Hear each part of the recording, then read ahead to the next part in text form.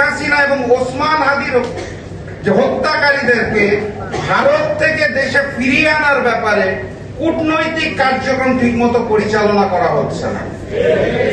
আমি আমার জায়গা থেকে অত্যন্ত হতাশার সাথে দেখি কোনো আইনের দরকার নাই, সংবিধানের দরকার নাই, বিচারের দরকার নাই, রেডি একটা সেটআপ, সেটা হচ্ছে জুলাই জাদুঘর, সেটা শুরু করতেও গড়িমসি করা হচ্ছে।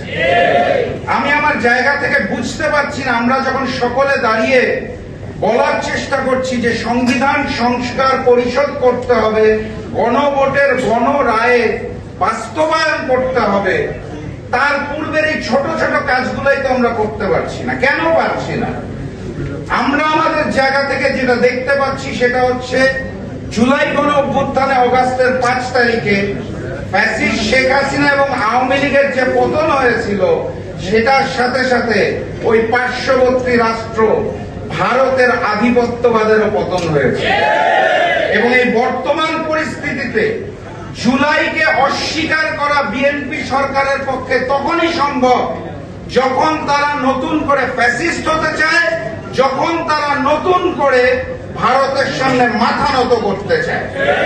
এই ব্যতীত জুলাইকে অস্বীকার করার, অগ্রহণ করার আর কোন লজিক আমার মতো সাধারণ মানুষের বোধগম্য হয় না। সম্মানিত সাথী এবং বন্ধুগণ, বক্তব্য দিব না, অনেক সিনিয়র নেতৃবৃন্দ আছে।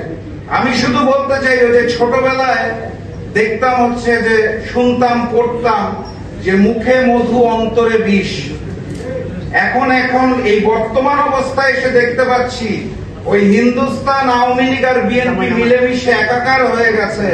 বিএনপি নেতাদের কথা শুনলে এখন মনে হয় যে মুখে জুলাই, অন্তরে নৌকার শীষ, নৌকার ধানের শীষ মিলে যে নৌকার শীষ হয়ে গেছে, তার বিরুদ্ধে বিপ্লব অনিবার্য।